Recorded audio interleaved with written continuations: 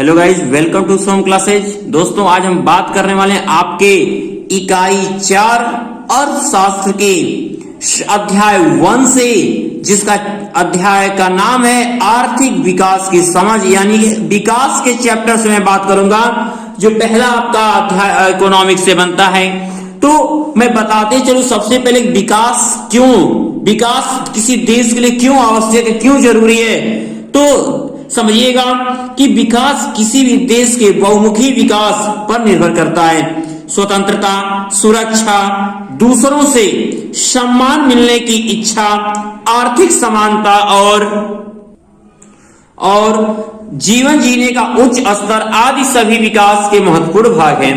विकास का विस्तारित और व्यापक क्षेत्र उनके दो पक्षों को स्पष्ट करता है। पहला क्या होगा, ध्यान से समझिएगा कि लोगों के विकास के लक्ष्य अलग अलग हो सकते हैं।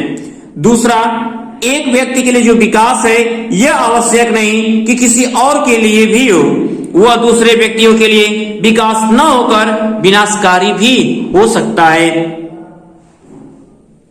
ये सबसे मोस्ट इंपॉर्टेंट, इसमें क्या पूछा जाता है, विकास की जो राष्ट्रीय विकास की विशेषताएं वो क्या हैं, उन विशेषताओं की चर्चा कीजिए, स्पष्ट कीजिए उन विशेषताओं को। तो हम पहले ध्यान देंगे कि राष्ट्रीय विकास के अंतर्गत उन कार्यक्रमों एवं नीतियों के अंतर्गत कार्यान्वित किया जाता है जो लोगों की अधिक संख्या के लिए उत्तरदायी होगी। यह विवादों और उनके समाधान के संबंध में चिंतन करने के लिए बहुत महत्वपूर्ण है। दूसरा पॉइंट क्या बनता है विशेषता में, कि सरकार सभी के लिए न्यायपूर्ण और सही विकास का मार्ग प्रशस्त करने में सहयोग करती है। अब जो हेडिंग है आपकी, जो अब टॉपिक बनती है, विकास का मापन कैसे किया जा सकता है, उसका यूएनडीपी का मापदंड क्या हो सकता है। ये विकास के जब तक ये मापदंड हम न समझे तो विकास कैसे आप आगे हो रहा है या घट रहा है ये हमें मालूम नहीं हो सकता। इसलिए एकदम शुरू से अंत तक वीडियो को ऐसे देखते जाइएगा, आपको पूरे यह विकास की जो भी टॉपिक है आपको बहुत अच्छी समझ में आएगी। पहले ये बात कर ले कि यूएनडीपी द्वारा प्रकाशित मानव विकास रिपोर्ट में विकास के लिए निम्नलिखित मापदंड अपनाए गए। पहला क्या था, लोगों का स्वास्थ्य। क्या कि मानव जीवन का प्रमुख मापदंड है स्वास्थ्य या दीर्घायु। विभिन्न देशों के लोगों के जीवन प्रत्याशा जितनी अधिक होगी वह मानव विकास की दृष्टि से उतना ही अधिक विकसित देश माना जाएगा। अगर आप स्वस्थ हो, यदि आप लंबी उम्र पाते हो, तो जाहिर सी बात है जो आपके कार्य की शैली होगी, जो आपका अनुभव होगा, वो आपको और ज्यादा अच्छे कार्य करने के लिए प्रेरित करेगा और कार्य होंगे भी अच्छे। तो आपका स्वास्थ्य होना पहले जरूरी है। दूसरा, शैक्षिक स्तर पे चर्चा की जाती है कि मानव स्तर का दूसरा प्रमुख मापदंड शैक्षिक स्तर है। किसी देश में साक्षरता की दर जितनी ज्यादा होगी वो उतना ही विकसित माना जाएगा। आज क्या है, केरल में अपने राज्य की अगर बात कर ली जाए, देश की छोड़िए अपने राज्य को देखो, केरल में साक्षरता दर ज्यादा है तो वहां का देखो विकास भी ज्यादा है। तो जहां पर पढ़े लिखे ज्यादा होंगे, जहां पर शिक्षा अच्छी होगी, वहां विकास भी ज्यादा होगा। आज यूपी और बिहार की हालत क्या है, जहां की शिक्षा स्तर में सुधार लगातार प्रयास अच्छे से अगर किए जाए तो हमारा यूपी और बिहार भी आगे हो सकता है, लेकिन प्रयास तो अच्छे हो शिक्षा के क्षेत्र में। ये तीसरा आपके एनसीईआरटी में ये चीज पूछता है कि प्रति व्यक्ति आय, यानी प्रति व्यक्ति आय से हम कैसे विकास को माप कर सकते हैं। तो ये बहुत इंपॉर्टेंट है कि प्रति व्यक्ति आय ये मुख्य साधन होता है किसी के डेवलपमेंट को मापने का। तो क्या कि मानव विकास का तीसरा मापदंड है प्रति व्यक्ति आय। जिस देश में प्रति व्यक्ति आय अधिक होगी उस देश में लोगों का जीवन स्तर भी अच्छा होगा। यानी जितना क्या है वो कमाए ज्यादा और खर्च उनका यदि कम है, यानी कि ये नहीं कि आमदनी ठन्नी खर्चा रुपया, यानी क्या होना चाहिए, आमदनी रुपया खर्चा ठन्नी। अगर ऐसी हालत होगी तो आप समझो कि ग्रोथ कर रहे हो, आप विकास के दर में आ रहे हो। आज भारत को क्या विकासशील देश, यानी विकास के लिए संघर्ष कर रहा है हमारा देश, ऐसी स्थिति में भारत की स्थिति है। तो जिन देशों में लोगों की प्रति व्यक्ति आय कम होगी, लोगों का जीवन स्तर भी अच्छा नहीं होगा, ऐसे देश को विकसित देश नहीं माना जा सकता। औसत का प्रयोग किसी भी विषय या क्षेत्र का अनुमान विभिन्न स्तरों पर लगाने के लिए किया जाता है। किसी देश में सभी लोग अब अलग अलग आय प्राप्त करते हैं, किंतु देश के विकास स्तर को जानने के लिए प्रति व्यक्ति आय निकाली जाती है, जो औसत के माध्यम से ही निकाली जाती है। यानी एवरेज निकालो, कितना कमाया, कितना खाया, एक किसी भी चीज कितना काम के कितना पाया, एक एवरेज, एक अनुपात होना चाहिए, एक रेशियो होना चाहिए उसका। इससे हमें एक देश के विकास के स्तर का पता चलता है। भारत के लोगों द्वारा ऊर्जा के स्रोतों का प्रयोग, ठीक है, कैसे करते हैं? भारत के लोगों द्वारा उपयोग के लिए जा रहे ऊर्जा के वर्तमान स्रोतों का विवरण इस प्रकार है। पहला, कौन सी ऊर्जा प्रयोग करते हैं? प्राकृतिक गैस। प्राकृतिक गैस का भी अब शक्ति के साधन के रूप में बहुत प्रयोग किया जाने लगा है। गैस को पाइपों के सहारे दूर दूर के स्थानों पर पहुंचाया जाता है। इससे अनेक औद्योगिक इकाइयां चल रही हैं, यानी विकास हो रहा है। जल विद्युत यह ऊर्जा का नवीनीकरण संसाधन है। अब तक ज्ञात सभी संसाधनों में यह सबसे सस्ता है। इसका प्रयोग घरों, दफ्तरों तथा औद्योगिक इकाइयों में बड़े पैमाने पर किया जाता है। तीसरा आपका है कोयला। कोयले का प्रयोग ईंधन के रूप में तथा उद्योगों में कच्चे माल के रूप में किया जाता है। वाष्प इंजन, जिसमें कोयला का प्रयोग होता है, रेलों, उद्योगों में काम में लाया जाता है। यानी कोयला भी एक आपके जल विद्युत और कोयला और प्राकृतिक विकास के लिए आपके एक सहारा है, जो आपके विकास में साथ देते हैं। अगर आप अपने विकास में खनिज तेल के स्थान को भूल गए तो फिर आपने बहुत बड़ी गलती कर दी, क्योंकि इसका भी एक बहुत महत्वपूर्ण योगदान है। खनिज तेल का प्रयोग सड़क परिवहन, जहाजों, वायुयानों आदि में किया जाता है। तेल को परिष्कृत करके डीजल, मिट्टी का तेल, पेट्रोल आदि प्राप्त किए जाते हैं। ऊर्जा के और भी कुछ स्रोत है। ऊर्जा के कुछ ऐसे स्रोत भी हैं जिनका प्रयोग अभी कुछ समय पूर्व से ही किया जाने लगा है। ये सभी स्रोत नवीनीकरणीय हैं, जैसे पवन ऊर्जा, सौर ऊर्जा, बायोगैस, भूतापीय ऊर्जा आदि। ये प्रश्न कई साल बोर्ड एग्जाम पूछा, पर्यावरण में गिरावट के क्या कारण है, क्या उसको कुछ उदाहरण दीजिए। तो पर्यावरण गिरावट के कुछ उदाहरण हैं। पहला, भूमिगत जल।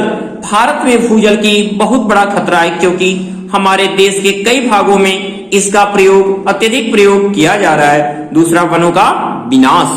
वन का विनाश ही पर्यावरण के खत्म होने का एक सबसे प्रमुख कारणों में से एक है। क्या कि भारत के विभिन्न खंडों तथा राज्यों में वनों का अंधाधुंध विकास किया जा रहा है। वन्य प्राणी में बात की जाए, तीसरा, तो लोग अन्य वन्य प्राणियों का अवैध शिकार करके उन्हें मार रहे हैं। अब अगला, कोयला, तेल, पेट्रोलियम पदार्थों का तीव्र गति से प्रयोग। यानी क्या हो रहा है कि भारत में विभिन्न उद्देश्यों के लिए कोयला, तेल तथा पेट्रोलियम पदार्थों का तीव्र गति से प्रयोग किया जा रहा है। यानी लगातार इन चीजों को हम प्रयोग में ला रहे हैं, ताकि विकास कैसे संभव तेजी से हो सके, इस चीज में हम लगे हुए हैं। अगला क्या है, बांधों का निर्माण। तो बांधों का निर्माण क्या है कि विस्थापित क्षेत्रों के लोगों की पुनर्वास की उचित योजना बनाए के बिना बांध बनाए जा रहे हैं। यानी कि पूरी तरह बांध बना के फिर उनको दूसरी जगह अभी उनका आवास निश्चित है या नहीं है, इस पर संदेह किए बिना क्या है, बांधों के लगातार निर्माण किए जा रहे हैं। अगर ग्रोथ डेवलपमेंट की बात हो कि दो लोगों के बीच अगर कंपेयर न किया जाए, तुलना न किया जाए, फिर बात अधूरी रह जाती है। तो हम बात करें केरल और मध्य प्रदेश के लोगों के पोषण स्तरों की तुलना, इससे पता चल जाएगा विकास कहां कैसे होता है। उपयुक्त आंकड़े केरल और मध्य प्रदेश के लोगों के पोषण स्तर के दर्शाते हैं। इसके अनुसार केरल में 8.5% पुरुष और 10% महिलाएं अल्प पोषित हैं, जबकि मध्य प्रदेश में 28% पुरुष और 28% महिलाएं अल्प पोषित हैं। इसका अर्थ है कि मध्य प्रदेश में अधिक लोग अल्प पोषित, यानी पर्याप्त उनको पोषण नहीं मिल, तो जो पर्याप्त पोषण को नहीं मिलता है मध्य प्रदेश के लोगों को। देखिए, हमने कहा था कि शिक्षा होना, यानी कि शिक्षित होना एक बहुत बड़ी बात है विकास के लिए। राज्य देख लीजिए, पुरुष देख लीजिए, महिलाओं का स्थान देख लीजिए, कहां पर ग्रोथ हो रहा है, किस राज्य में ग्रोथ ज्यादा है। केरल, कर्नाटक, मध्य प्रदेश को यहाँ पर हम लिखा है। टोटल आपके जो 20 और 23 का जो रेशियो सभी राज्यों का लगभग निकाला गया है। मानव विकास के लिए साक्षरता की अनिवार्यता। साक्षरता व्यक्ति को इस योग्य बनाती है कि वो अपना सर्वांगीण विकास कर सके। एक साक्षर व्यक्ति एक अच्छा नागरिक हो सकता है। वो अपने देश की राजनीति के प्रति जागरूक रहता है तथा अपने अधिकारों का प्रयोग करना जानता है। उसे अपने कर्तव्यों का भी बोध होता है। यदि उसके अधिकारों का हनन भी हो तो वह उनकी सुरक्षा के लिए प्रयत्न भी कर सकता है। विश्व विकास रिपोर्ट 2017 के आधार पर हुए वर्गीकरण। विश्व बैंक की विश्व विकास रिपोर्ट 2017 में देशों के वर्गीकरण में राष्ट्रीय आय को मापदंड बनाया गया है। वे देश जिनकी प्रति व्यक्ति आय करीब करीब $12,056 अमेरिकी डॉलर प्रति वर्ष या उससे अधिक है, समृद्ध देश हैं। और वे देश जिनकी प्रति व्यक्ति आय 995 अमेरिकी डॉलर प्रति वर्ष है या उससे कम है, उन्हें निम्न आय देश कहा गया है। भारत मध्य आय देशों के वर्ग में आता है क्योंकि उसकी प्रति व्यक्ति आय 2017 में केवल 1820 अमेरिकी डॉलर प्रति वर्ष थी। अगला बात करते हैं मानव विकास के विभिन्न मापदंड। संयुक्त राष्ट्र विकास कार्यक्रम में मानव विकास को मापने के 3 मापदंड दिए हैं जो निम्नलिखित। पहला कि दीर्घायु होना। जिस देश में लोगों की जीवन प्रत्याशा जितनी अधिक होगी उसे उतना विकसित देश माना जाएगा। दूसरा साक्षरता। जिस देश में साक्षरता की दर जितनी अधिक होगी वह देश उतना ही अधिक विकसित देश माना जाएगा। साक्षरता और आपकी आय बहुत इंपॉर्टेंट है विकास के लिए। तीसरा जीवन स्तर आपका। जिस देश में लोगों की प्रति व्यक्ति आय अधिक होगी वहां लोगों का जीवन स्तर अच्छा होगा, ऐसा देश अधिक विकसित माना जाएगा।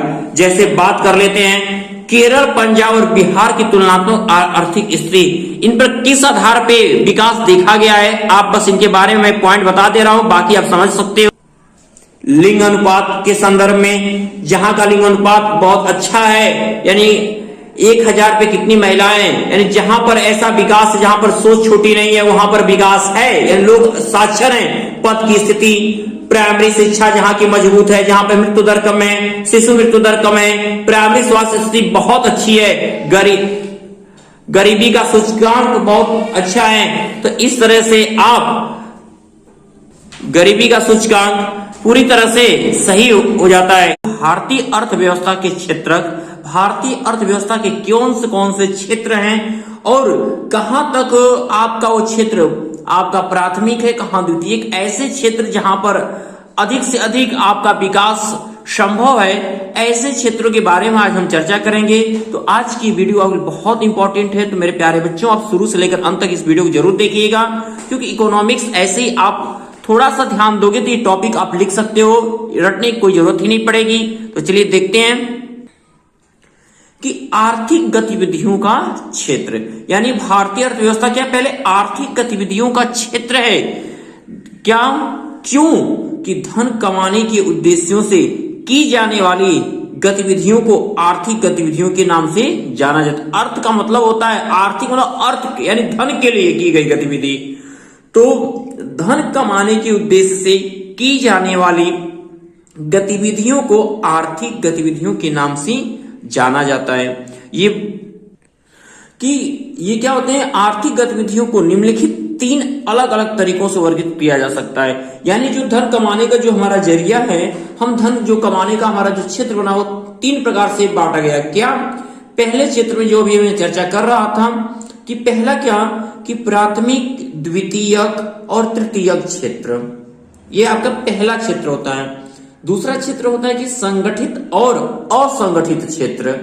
तीसरी अगर हम बात कर ले आर्थिक गतिविधि के क्षेत्र में ही, तो तीसरा निकल कर आता है कि सार्वजनिक और निजी क्षेत्र, यानी प्राइवेट और किस क्षेत्र की बात करते हैं। इसमें अब इनके बारे में विस्तृत चर्चा हम करेंगे। प्राथमिक क्षेत्र क्या है, द्वितीयक और तृतीयक, संगठित असंगठित के बारे में, तो ये चर्चा हम देख लेते हैं। तो भारत के प्राथमिक, द्वितीयक और तृतीय क्षेत्र। प्राथमिक क्षेत्र, इसके अंतर्गत होता क्या है कि प्राकृतिक संसाधनों को प्राथमिक उत्पादों में परिवर्तित किया जाता है। इसे कृषि व सहायक क्षेत्र यानी कि एग्रीकल्चरल एंड रिलेटेड सेक्टर भी कहते हैं। यानी आप ये होता क्या है कि प्राकृतिक संसाधनों के यानी जितनी चीजें प्रकृति में मौजूद हैं वो क्षेत्र क्या होते हैं, प्राथमिक उत्पादों में परिवर्तित किए जाते हैं। तो ऐसे संसाधन प्राथमिक क्षेत्र के अंतर्गत आते हैं। दूसरा, इसमें अगर इसके आगे बात कर ले तो इनमें कृषि, डेयरी, मत्स्य, खनन और तेल एवं गैस की निकासी इत्यादि को शामिल किया जा सकता है। चाहे आपका ये डेयरी संबंधित हो, चाहे मत्स्य पालन हो, खनन यानी खानों से निकाले जाने वाली चीजें, तेल हो, गैस की बात हो, ये सब चीजें किसके अंतर्गत आते हैं, किस क्षेत्र के अंतर्गत आते हैं, हमारे प्राथमिक क्षेत्र के अंतर्गत आते हैं। अब आपका द्वितीय क्षेत्र, इसमें प्राकृतिक उत्पादों को विनिर्माण प्रणाली के माध्यम से अन्य रूपों में परिवर्तित किया जाता है।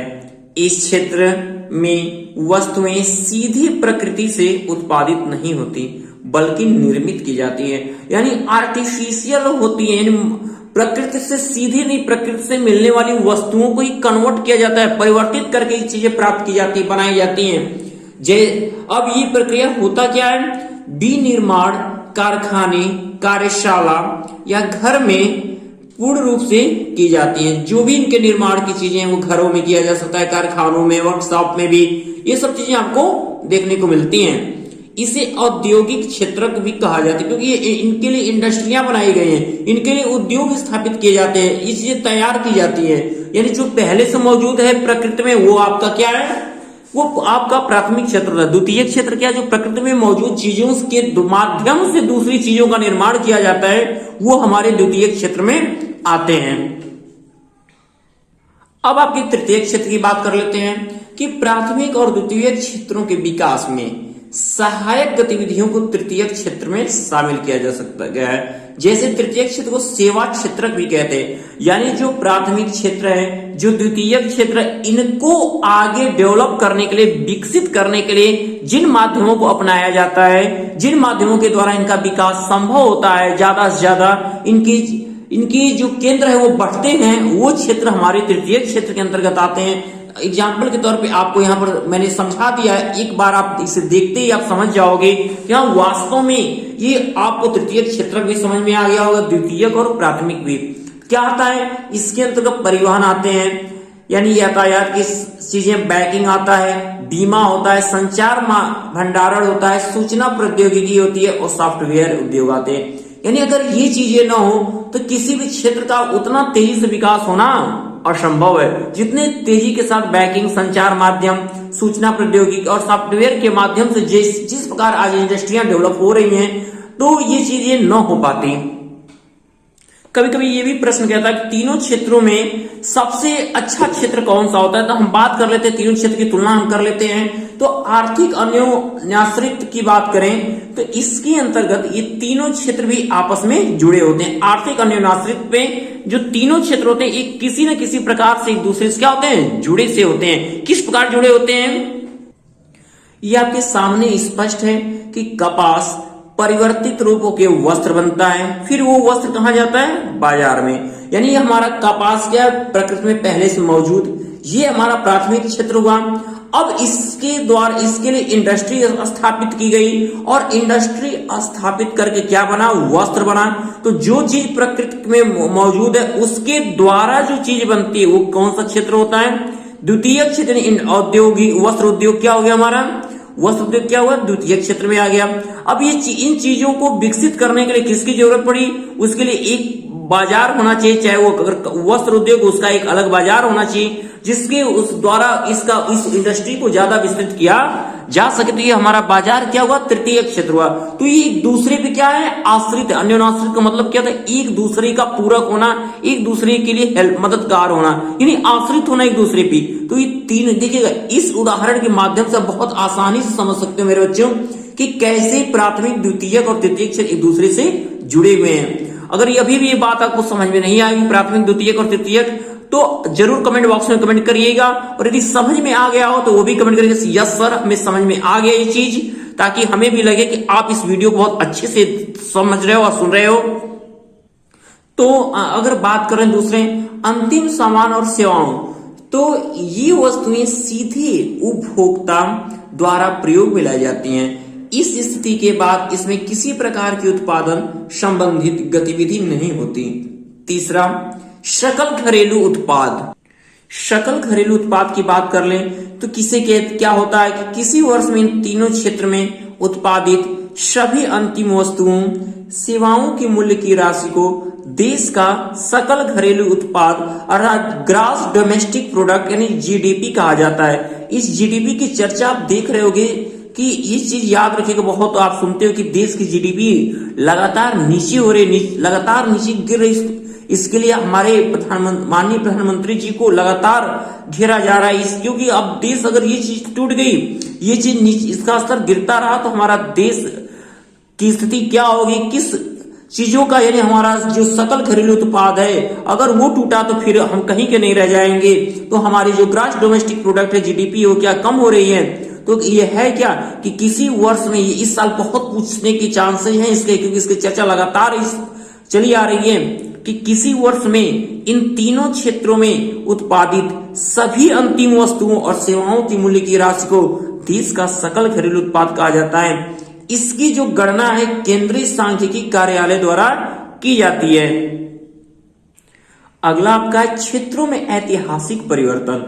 समय के साथ साथ आर्थिक गतिविधियों प्राथमिक क्षेत्र से द्वितीयक क्षेत्र और द्वितीयक क्षेत्र से तृतीयक क्षेत्र में स्थानांतरित हो जाती है। क्षेत्र में कैसे परिवर्तन हो रहे हैं, कितने बड़े बड़े परिवर्तन हो रहे हैं, वो क्या रहा है कि जो आर्थिक गतिविधि है वो प्राथमिक से द्वितीयक और द्वितीयक से तृतीयक क्षेत्र में लगातार ट्रांसफर हो रहे हैं, इनके स्थानांतरण होते जा रहे हैं। तो ये एक प्रकार का अपने आप में बहुत बड़ा परिवर्तन है। दूसरा कि वर्तमान में तृतीयक क्षेत्र यानी सेवा क्षेत्र आर्थिक गतिविधियों का एक महत्वपूर्ण क्षेत्र बनता जा रहा है। अब आपका प्रच्छन्न बेरोजगारी। तो ये आपका प्रच्छन्न बेरोजगारी हम कहते किसे हैं, तो प्रच्छन्न बेरोजगारी से अर्थ क्या हमारा है, प्रच्छन्न बेरोजगारी किस कारण आती है, तो हम देखेंगे कि पहला आपका क्या ये लिख रहा है बच्चों कि प्रच्छन्न बेरोजगारी से अभिप्राय ऐसी परिस्थिति से है जिसमें लोग प्रत्यक्ष रूप से काम करते दिखाई दे रहे हैं किंतु वास्तव में उनकी उत्पादकता शून्य होती है। यानी कि क्या होता है कि जो प्रत्यक्ष रूप से काम करते तो दिखाई दे रहे हैं, लेकिन जो उनकी उत्पादक क्षमता है वो उत्पादकता जो उनकी है वो शून्य होती है। अर्थात यदि उन्हें अनेक काम से हटा दिया जाए तो भी कुछ उत्पादकता पर कोई प्रभाव नहीं पड़ता। कहते हैं ना कि लोग कहते हैं कि किसी के चले जाने, किसी के हट जाने से कोई फर्क नहीं पड़ता। तो ये बेरोजगारी वही है कि अगर किसी मजदूर को अगर हम हटा दें तो उसके हट जाने से हमारे कार्यशैली पर, हमारे उत्पादन में कोई प्रभाव नहीं पड़ता। अब भारत के गांवों में कृषि क्षेत्रों में बड़े पैमाने पर प्रचंड बेरोजगारी पाई जाती है। ऐसा गांवों में अधिकतर ऐसे लोग हैं जो अगर काम न करें फिर भी कोई किसी भी उत्पादन पे क्या होगा, प्रभाव नहीं पड़ने वाला, चाहे कृषि उत्पादन ही क्यों न हो।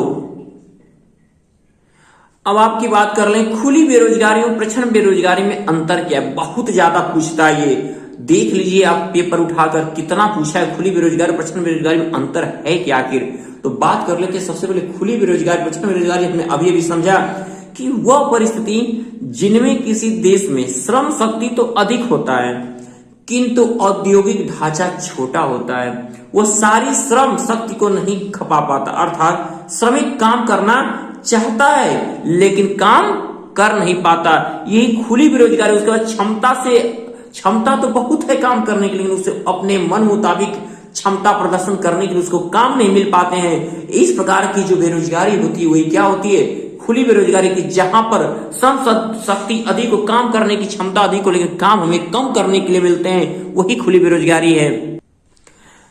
प्रचंड बेरोजगारी की बात करें तो वह परिस्थिति जिसमें व्यक्ति काम में लगे हुए दिखाई देते हैं किंतु वास्तव में वे बेरोजगार होते हैं। जैसे भूमि के टुकड़े पर 8 लोग काम कर रहे हैं, भूमि के टुकड़े पर 8 लोग काम कर रहे हैं किंतु उत्पादन उतना ही हो रहा है जितना 5 लोगों के काम करने से होता है।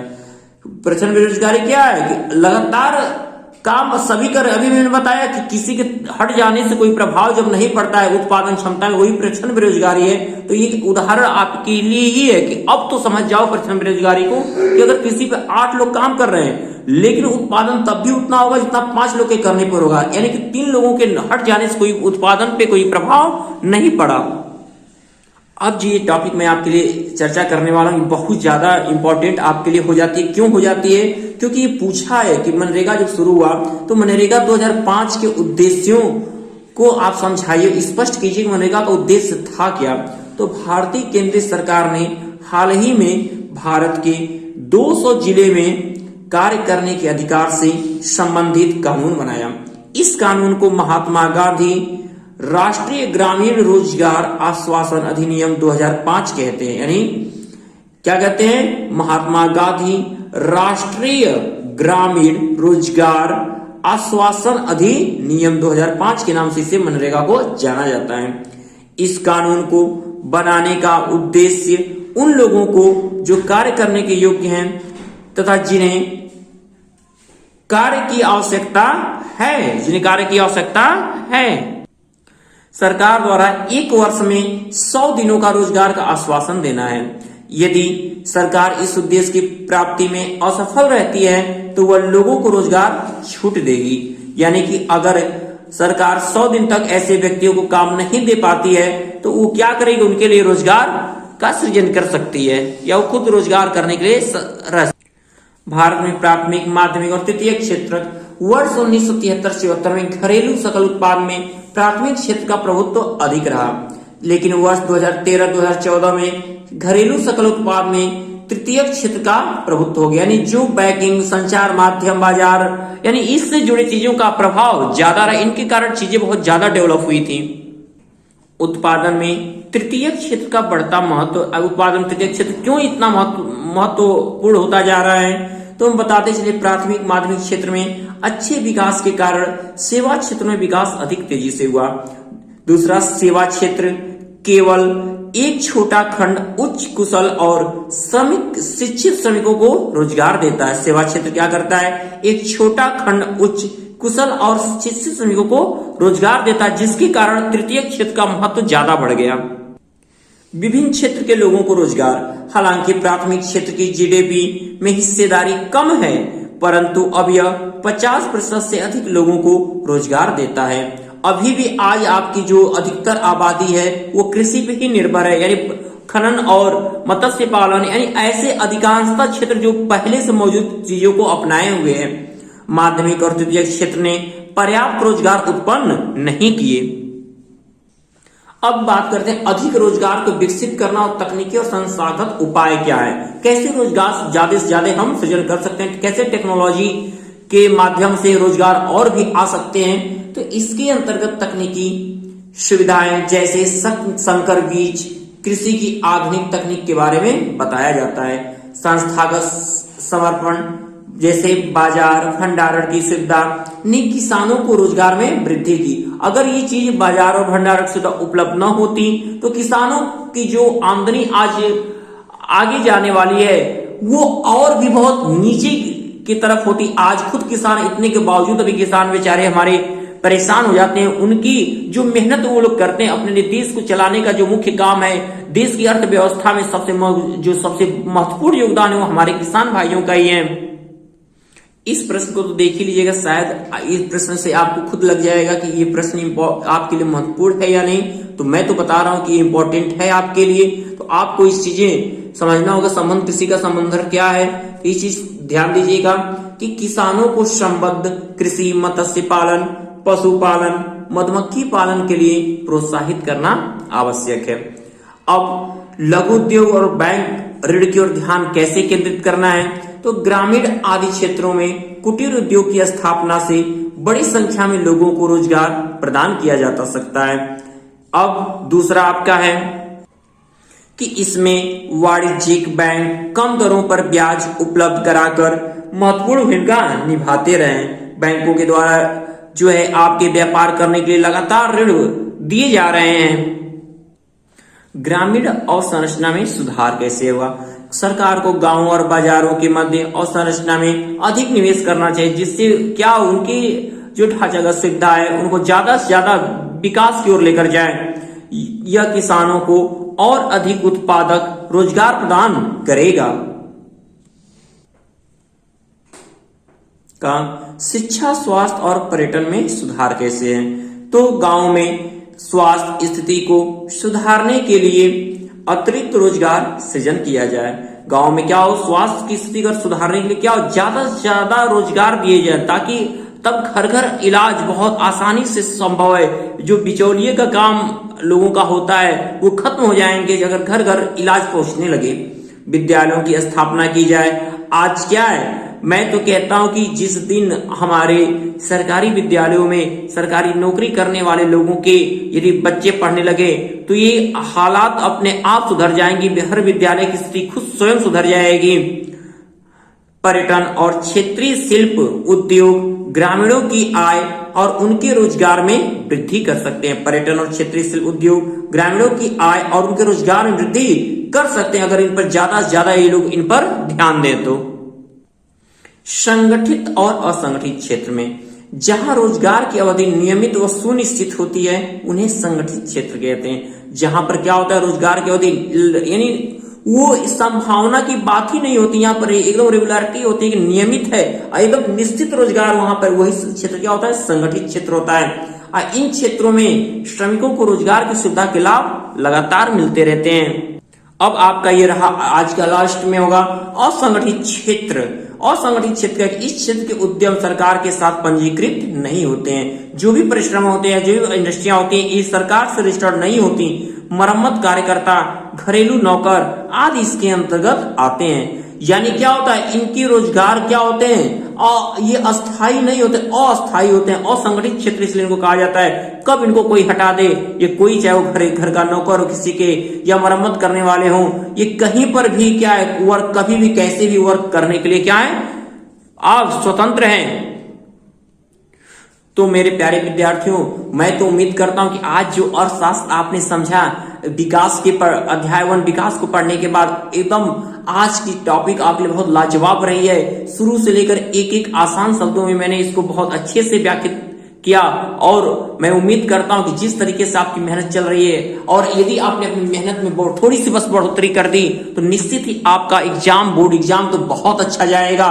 इस तरीके से और आप क्या करिए, जो पढ़ाई आप जो टॉपिक तैयार करें उस टॉपिक को एक बार, कुछ एक हफ्ते बीत रहे उसको एक बार फिर रिवाइज आप कर लीजिए, ऐसे आपकी मजबूती बनी रहेगी। तो यदि आज की वीडियो बच्चों आपको पसंद आई हो तो इसे ज्यादा से ज्यादा लाइक और शेयर करना न भूलें। और यदि जिस भी मेरे प्यारे विद्यार्थी ने अभी शुभम क्लासेस के चैनल को सब्सक्राइब नहीं किया है वो यथाशीघ्र इस चैनल को सब्सक्राइब कर लें, तो क्योंकि आगे की लगातार वीडियो अब बोर्ड एग्जाम से रिलेटेड आपके लिए आती जा रही हैं। बहुत इंपॉर्टेंट चीजें आपको मैं बताता जा रहा हूं, इसलिए तब तक के लिए गुड लक माय डियर।